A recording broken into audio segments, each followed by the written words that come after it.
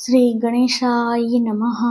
આજના વિડીયોમાં આપણે સાંભળીશું પુરુષોત્તમ માસની કથા, અધ્યાય ત્રીજો, મલમાસ કથાનો પ્રારંભ તથા આજની કથા વાર્તા, શ્રદ્ધાનું ફળ.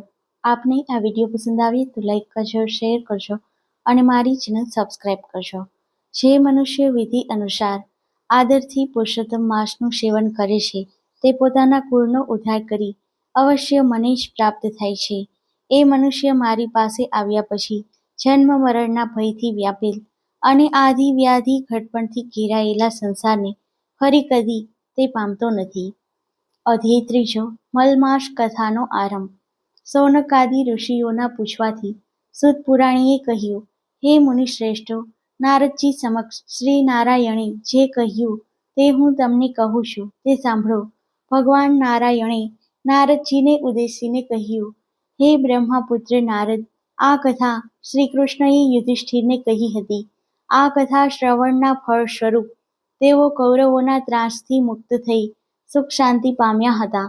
દુષ્ટ દુર્યોધન આદિ કૌરવોએ પાંડવોને કષ્ટ આપવામાં કંઈ કચાશ રાખી ન હતી. તેઓને લાક્ષાગૃહમાં બાળી નાખવાનો પ્રપંચ કર્યો. પાંડવો સાથે ઝૂકટું રમીને કપટથી તેમને હરાવ્યા. દુશાસન દ્રૌપદીની ભર સભામાં તેનો ચોટલો ખેંચીને લાવ્યો અને તેને નગ્ન કરવાની પેરવી કરી. દ્રૌપદીની પ્રાર્થના સાંભળી શ્રી કૃષ્ણએ 999 વસ્ત્રો પૂરીને દ્રૌપદીની લાજ જાળવી. શરત પ્રમાણે પાંડવો 13 વર્ષ સુધી વનમાં રહ્યા. પાંડવો કામ્યક વનમાં રહેતા હતા ત્યાં શ્રી કૃષ્ણ તેમને મળવા આવ્યા. કોપાયમાન અને નારાજ થયેલા શ્રી કૃષ્ણને અર્જુન હાથ જોડીને કહેવા લાગ્યા, હે પ્રભુ, આપ કોપાયમાન ન થાઓ. આપ જગતના પાલન કરતા કહેવાઓ છો, આથી આપ શાંતિ ધારણ કરો. અમે આપની શરણે છીએ. અર્જુનની નમ્ર વાણી સાંભળીને શ્રી કૃષ્ણનું ક્રોધી સ્વરૂપ બદલાઈ ગયું. હવે તેમણે હાસ્યસહ અર્જુનને કહ્યું, અર્જુન, હું મારા કષ્ટને સહન કરી શકું છું, પરંતુ મારા ભક્તોના એક રાઈના દાણા જેટલા દુઃખને પણ હું મેરુ સમાન સમજું છું. મારા ભક્તોના દુઃખ દૂર કરવા માટે અજન્મા હોવા છતાં જન્મ લઉં છું. હવે તમારા દુઃખો થોડા સમયમાં દૂર થશે. માનવીને સુખ દુઃખ હાનિ લાભ કર્મના ફળ સ્વરૂપે મળે છે. આ કર્મના બંધનો દૂર કરવા માટે માનવીએ ધર્મ, વ્રત અને તપ દ્વારા શરીર અને આત્માને પવિત્ર બનાવવા જોઈએ. હવે પછી જે મહિનો આવે છે તેને અધિક માસ કહેવામાં આવે છે. આ માસમાં વ્રત, નિયમ, ધ્યાન આદિ કરવાથી તેના પ્રભાવે ફરી તમારું રાજ્ય, સુખ, વૈભવ આદિ તમને પાછા મળશે. શ્રી કૃષ્ણના આ વચનો સાંભળીને અર્જુને પૂછ્યું, આ અધિક માસ શું છે? તેનું શા માટે વ્રત કરવું? તેનાથી ફળની શી પ્રાપ્તિ થાય? એ બધું અમને વિગતે સમજાવો. શ્રી કૃષ્ણએ તેના જવાબમાં કહ્યું, વર્ષ, માસ, દિવસ, પ્રહર, ઘડી, પળ અને વિપળ બધા કાળના વિભાગો છે. સમુદ્ર, નદી, તળાવ, કૂવા, ઝરણા વગેરે જળના વિભાગો છે. આ બધા વિભાગોના તેમના દેવોની કૃપાથી સુખ મળતું હોય છે. એવામાં સંજોગો વસાત એક વધારાનો માસ ઉત્પન્ન થયો, પરંતુ આ માસનો અધિષ્ઠાતા દેવ ન હતો. આથી લોકો આ માસને મલમાસના નામે ઓળખવા લાગ્યા. વળી આ માસને મલિન માની ભાવિકો તે માસમાં સત્કાર્ય કરતા નહીં, કારણ કે આ માસમાં સૂર્ય એક જ રાશિમાં રહેતો હતો. તેથી લોકો તેને નિંદાપાત્ર ગણતા. આ રીતે અડધૂત થયેલ આ મલમાસ બહુ નિરાશ થયો. કેટલીક વાર તેને આપઘાત કરવાનું મન પણ થતું. એકવાર વૈકુંઠ લોકમાં મારી પાસે આવ્યો અને આંસુ ભીની આંખે નમ્રતાથી તેણે પોતાનું દુઃખ કહેવાનું શરૂ કર્યું. પુરુષોત્તમ મહાત્મય મલમાસ કથાનો આરંભ નામનો ત્રીજો અધ્યાય સંપૂર્ણ. હવે પુરુષોત્તમ માસની પાવન કથા સાંભળીશું. શ્રદ્ધાનું ફળ. અનંતપુરમાં એક સુથાર રહેતો હતો. તેના કુટુંબમાં તે, તેની પત્ની, 7 દીકરીઓ અને 2 દીકરા મળી કુલ 11 જણ હતા. દીકરીઓ મોટી હતી જ્યારે 2 દીકરા નાના હતા. આખા કુટુંબના ગુજરાનનો ભાર તેના એકલા ઉપર હતો. તે લાકડા ઉપરની કલાકારીગરીમાં હોશિયાર હતો, તેથી ગામમાંથી તેને સુથારી કામ મળ્યા કરતું. તે ખાસ કરીને દેવદેવીઓના નાના મંદિરો બનાવતો. તે તેમાં એવી ઝીણી કોતરણી કરતો કે જોનારને 2 ઘડી જોઈ રહેવાનું મન થાય. સુથાર દિવસ ઉગે ત્યારથી મોડી રાત સુધી મહેનત કરતો, ત્યારે માંડ માંડ તેના ઘરનું ગુજરાન ચાલતું. વસતારી કુટુંબમાં એક જ જણ રડનાર હોય ત્યારે જીવન નિર્વાહ ચલાવવો ભારે થઈ પડે. દીકરીઓ મોટી હોવાથી સુથારે સારા મૂર્તિયા શોધીને પરણાવવા માંડી અને સાસરે વળાવવા માંડી. લગ્નના ખર્ચામાંથી સુથાર ઊંચો જ આવતો ન હતો. વળી દીકરીઓ અવારનવાર સાસરેથી પિયરમાં આવે ત્યારે તેને કપડાં લત્તા અને કંઈક રોકડ આપવી પડે. આથી સુથાર દિવસે દિવસે આર્થિક રીતે ખસાતો જતો હતો. જેમ જેમ દિવસો વીતતા ગયા તેમ તેમ સુથારની ચિંતા વધતી ગઈ. વળી જુવાની હતી ત્યાં સુધી તો રાત દિવસ કામ ખેંચતો, પણ હવે તો શરીર ના પાડવા લાગ્યું. શરીર થાકી જવા લાગ્યું. છતાં સુથાર જેમ તેમ કરીને ઘરનું ખર્ચ કાઢવા મહેનત કરતો. જુવાનીમાં સુથારને ભગવાન સાંભળ્યા ન હતા. તે તો પોતાના કામમાં જ રચ્યો પચ્યો રહેતો. હવે ઉંમર થતાં તે રોજ સવારે ઉઠીને દેવદર્શને જવા લાગ્યો. ક્યારેક કથા વચાતી હોય, કીર્તન થતું હોય ત્યારે તે સાંભળવા બેસી જતો. એકવાર ગામમાં એક કથાકાર આવ્યા. તે સુંદર કથા કરે. સુથાર તેમની કથા સાંભળવા બેઠો. કથાકારે કહ્યું, પ્રાણી માત્રના ભરણ પોષણની ચિંતા દરરોજ ભગવાન રાખે છે. તે કીડીને કણ અને હાથીને મણ દેનારો છે. તે ભૂખ્યા ઉઠાડે છે પણ કોઈને ભૂખ્યા સુવાડતો નથી. છતાં માણસ ચિંતામાં ને ચિંતામાં આખી જિંદગી પસાર કરે છે. તે ભગવાન ઉપર ભરોસો રાખતો નથી. ભગવાન ઉપર ભરોસો રાખનાર કદાપી દુઃખી થતો નથી. ભગવાનને તેની ચિંતા કરવી પડે છે. કથાકારના આ શબ્દો સાંભળી સુથારને પસ્તાવો થવા લાગ્યો. તે વિચારવા લાગ્યો કે આખી જિંદગી મેં ધસરડો જ કર્યો. કોઈ દિવસ શાંતિથી બેસી ભગવાનનું નામ લીધું નથી. હજુ એ સમય છે. ભગવાનનું નામ લઉં, તેનું ભજન કરું, તેનું સ્મરણ કરું તો આ અવતાર તો એળે ગયો, પણ પરલોક તો સુધરી જશે. આમ વિચાર કરતો કરતો સુથાર ઘેર આવ્યો અને તેની પત્નીને ઉદ્દેશીને કહ્યું, હવે મારાથી કામ થતું નથી. એ તો તું જાણે છે. હવે તો બની શકે તેટલું ભગવાનનું નામ લઉં. ભગવાન મને બળ આપશે તો થોડું ઘણું કામ કરીશ, જેથી આપણું ગુજરાન ચાલે. બાકીનો સમય ભગવાનની ભક્તિમાં કાઢીશ. 1000 હાથવાળો મારો નાથ આપણને મદદરૂપ થશે. પત્ની બોલી, તમારું કહેવું ખરું છે. તમે ઘણું કર્યું. હવે ભગવાન ઉપર શ્રદ્ધા રાખી તેમની ભક્તિ પણ કરતા રહો. ભગવાન જાણે સુથારની કસોટી કરી રહ્યો હોય તેમ તેની સ્થિતિ દિવસે દિવસે બગડવા લાગી. તે રોજ ભગવાનની ભક્તિ કરતો હતો પણ સુથારી કામ મળતું નહીં. આથી ક્યારેક ઘરમાં ચૂલો ન સળગે એવી હાલત થઈ જતી. આમ થતાં પત્ની મૂંઝાઈ જતી અને પતિને 2 શબ્દો કહેવા ઈચ્છા થતી, પણ તે મૌન રહેતી. સુથારને તો ભગવાનમાં અતૂટ શ્રદ્ધા બેસી ગઈ હતી કે મારો વહાલો મોડે વહેલે પણ અમને સહાય કરશે. તે દરરોજ કથા વાર્તામાં જતો હતો. એવામાં પુરુષોત્તમ માસ આવ્યો. કથાકારે પુરુષોત્તમ ભગવાનના મહિમાની વાત કરતા કહ્યું, પુરુષોત્તમ માસ આવી રહ્યો છે.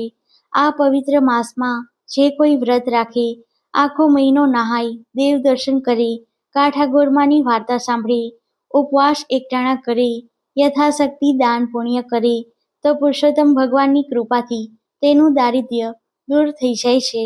સુથારે ઘરે આવી પત્નીને આ વાત કરી અને બંનેએ પુરુષોત્તમ માસનું વ્રત લેવાનો સંકલ્પ કર્યો. પુરુષોત્તમ માસ બેઠો. સુથાર તથા તેની પત્ની રોજ પ્રાતઃકાળે નદીએ જઈ નાહી આવી, દેવ દર્શન કરી, યથાશક્તિ બ્રાહ્મણને દાન સીધું આપી ભગવાનનું રટણ કરવા લાગ્યા. પતિ પત્ની શ્રદ્ધાથી વ્રત કરી રહ્યા હતા. અધિક માસ પૂરો થવાના થોડા દિવસ બાકી હતા. ઘરમાં અન્નનો દાણો ન હતો. દરરોજ બ્રાહ્મણને સીધું કેવી રીતે આપવું તેની ચિંતા તેમને સતાવતી હતી. એક દિવસ સુથાર વહેલો ઉઠી દિશાએ જવા જંગલમાં ગયો.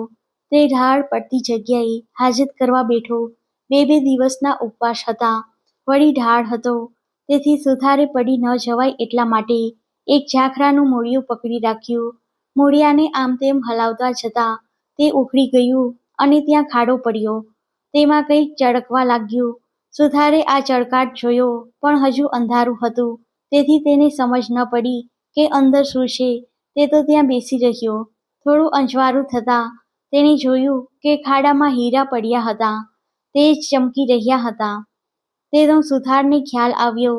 સુથારે આનંદ અને હરખ સાથે હીરા ઉઠાવ્યા. તેણે જોયું તો તેની નીચે સોના મહોરો પડી હતી. માટી કાઢીને ખાડો જરા ઊંડો કર્યો તો તાંબાનો ચરુ દેખાયો. આખો ચરુ સોના મહોરોથી ભરેલો હતો. આ બધું જોઈ સુથારના આનંદનો પાર ન રહ્યો. પછી વિચાર આવ્યો કે આ તો દાટેલું ધન, આ મારાથી ના લેવાય. મારા ઘરમાંથી ચરુ નીકળ્યો હોય તો મારા હકનો ગણાય, પણ આ તો પાદરે પડેલું ધન, મારાથી ન લેવાય. હાલમાં પુરુષોત્તમ ભગવાનનું વ્રત કરું છું, તેથી પરધન લઉં તો પાપી કહેવાવ. આમ વિચારી સુથાર ચરુ લીધા વગર ઘેર પાછો ફર્યો.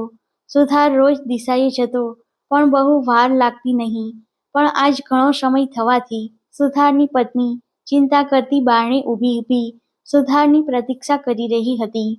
સુથારે ઘેર આવીને પોતાની પત્નીને સોનાના ચરુની વાત કરી. પત્ની તો આ વાત સાંભળીને રાજી થઈ ગઈ. દાટેલું ધન હાથમાં આવવા છતાં પતિને ખાલી હાથે પાછો ફરેલો જોઈ એ તો ગુસ્સો કરીને કહેવા લાગી, તમે તો સાવ ભગત થઈ ગયા, તમારે ક્યાં ચોરી કરવાની હતી? અરે, ઘર બેઠા ગંગા આવી અને તમે કોરા જ રહ્યા. અકર્મીનો પડ્યો કાણો જ હોય. ચાલો મને દેખાડો એ જગ્યા, હું એ ચરુ લઈ આવું. સુથાર કહે, એ તો અણહકનું ધન કહેવાય, એ લઉં તો મારી ભક્તિ એળે જાય. હવે તેલ તાવડો છોડો અને ચાલો મારી સાથે. લક્ષ્મી ચાંદલો કરવા આવી છે, એને વધાવી લો. ભગવાન ઉપર મને શ્રદ્ધા છે, પારકા ધનને હું હાથ નહીં અડાડું. તારે જોઈતું હોય તો જઈને લઈ આવ. મારા ભગવાન મને ન્યાલ કરવો હશે તો ઘરમાં બેઠા ધનનો વરસાદ વરસાવશે. આ સાંભળીને પત્ની તો કપાળ કૂટવા લાગી, પણ સુથાર એકનો બે ન થયો. પત્નીએ બહુ ધમપછાડા કર્યા. ત્યારે એણે એ સ્થળની નિશાની આપીને કહ્યું, તારે ચરુ જોઈતો હોય તો લઈ આવ, હું તો નહીં જ આવું. સુથારણે જવાની તૈયારી કરી એટલે સુથારે કહ્યું, સૂર્યોદય થતાં જ નદીએ નાહવા જવાનો આપણો નિયમ છે. જો એ નિયમ તૂટશે તો ભગવાન નારાજ થશે. છેવટે સુથારણે જીદ છોડી બંને નદીએ નાહવા ગયા. જ્યારે સુથાર અને તેની પત્ની ઊંચા અવાજે સોના મહોરો ભરેલા ચરુની વાત કરી રહ્યા હતા, ત્યારે તેમના બંનેની વાત પડોશમાં રહેતો વાણંદ સાંભળતો હતો. જેવા સુથાર અને સુથારણ નદીએ નાહવા ગયા કે તરત વાણંદે તેની પત્નીને ઉઠાડીને બધી વાત કરી. બંને તૈયાર થઈ ચરુ લેવા ઉપડ્યા. સુથારે વાતમાં પત્નીને જગ્યાની એંધાણી બતાવી હતી. તે આશરે તેઓ ત્યાં પહોંચી ગયા. ચરુવાળી જગ્યાની ઉપર તાજી માટી વાળેલી હતી, એટલે તેમને તરત તેની ખબર પડી ગઈ કે અહીં ચરુ છે. બંનેએ હાથોહાથ માટી ખોદી નાખી. તેમણે જોયું કે ખાડામાં તો મોટા વીછીઓ ખદબદતા હતા. આ દ્રશ્ય જોઈ બંને હેબતાઈ ગયા. તેમના આશ્ચર્યનો અને ગુસ્સાનો પાર ન રહ્યો. તેમણે મનમાં નક્કી કર્યું કે સુથારણે અમારું જૂનું વેર વાળવા માટે વીછીઓ કરડાવવાનું આ કાવતરું રચ્યું લાગે છે. બસ હવે અમે પણ તેને ખબર પાડી દઈએ ત્યારે જ ખરા. આવો વિચાર કરી તેમણે ખાડાવાળી માટીમાંથી વીછીઓ ભરેલ ચરુ પોતાની સાથે લાવેલ ચાદરમાં બાંધી પોતાને ઘેર લઈ આવ્યા. એ ચરુ લઈને વાણંદ છાપરે ચડી ગયો અને સુથારના નળિયા ખસેડીને ત્યાં બેઠો. સુથાર અને તેની પત્ની સ્નાન કરીને પાછા આવ્યા. સુથાર ભગવાનની પૂજા કરવા બેઠો. લાગ જોઈને વાણંદે ચરુ ઊંધો વાળી દીધો. ખડીંગ કરતી સોના મહોરો વરસી. સુથાર અને તેની પત્ની તો હેબતાઈ ગયા. સુથારની આંખમાં આંસુ આવી ગયા. અરે રે, ભગવાને મારા માટે કેવું કષ્ટ લીધું. મેં ઘર બેઠા ધન માગ્યું તો તેમણે છાપરું ફાડીને સોના મહોરો વરસાવી. સુથારને પુરુષોત્તમ ભગવાન ઉપર અપાર શ્રદ્ધા હતી, તેથી તે એમ સમજ્યા કે ભગવાનનું વ્રત ફળ્યું છે. ભગવાને ખુશી થઈને ઘેર બેઠા લક્ષ્મી મોકલી છે. હવે ધન લેવામાં વાંધો ન હતો, તેથી સુથાર અને સુથારણે બધી સોના મહોરો એક કોઠીમાં ભરી દીધી. થોડા હીરા હતા તે દાબડીમાં મૂકી દીધા. સુથારણ બોલી, હું તમારું કહેવું માનતી ન હતી, પરંતુ તમારી શ્રદ્ધા ફળી ત્યારે માનવું પડે છે કે ભગવાન ઉપર જે શ્રદ્ધા રાખે છે તે ફળ્યા વગર રહેતી નથી. આ બાજુ અદેખો વાણંદ અને તેની પત્ની રાહ જુએ છે કે હમણાં સુથારના ઘરમાંથી બૂમાબૂમ થશે, રો કકડ થશે, ચીસો પડશે. ઘણી વાર થઈ પણ કઈ ચીસાચીસ ન સંભળાઈ. એટલે વાણંદ જાતે સુથારના ઘેર જોવા ગયો. જોયું તો તે બેઠો બેઠો માળા ફેરવતો હતો. ધન તો જેના ભાગ્યમાં લખાયું હોય તેને જ મળે છે. સુથારના ભાગ્યમાં ઘેર બેઠા ધન મળવાનું લખેલું. તેથી વાણંદે ચરુ ઉપાડી લાવીને તેના ઘરમાં ઠાલવ્યો. ખરેખર ભગવાનની લીલાને કોઈ પાર પામી શક્યું છે? સુથારણે ધન મળ્યાની વાત કોઈને જણાવી નહીં, પરંતુ તે ધનનો ઉપયોગ તે સારા કામમાં કરવા લાગ્યા. હવે તેની પાસે ધન આવવાથી તેઓએ પુરુષોત્તમ વ્રતનું ઉજવણું સારી રીતે કર્યું. ઘણા બ્રાહ્મણોને જમાડ્યા, દાન દક્ષિણા આપી અને અનેક સદાવ્રત બાંધ્યા. તેઓ હવે આખો સમય ધર્મ ધ્યાન, કથા કીર્તન અને ભગવાનના ભજનમાં આપવા લાગ્યા. હે પુરુષોત્તમ ભગવાન, તમે જેવા સુથારણને ફળ્યા, એવા તમારા વ્રતમાં શ્રદ્ધા રાખનાર સર્વને ફળજો. બોલો શ્રી પુરુષોત્તમ ભગવાનની જય.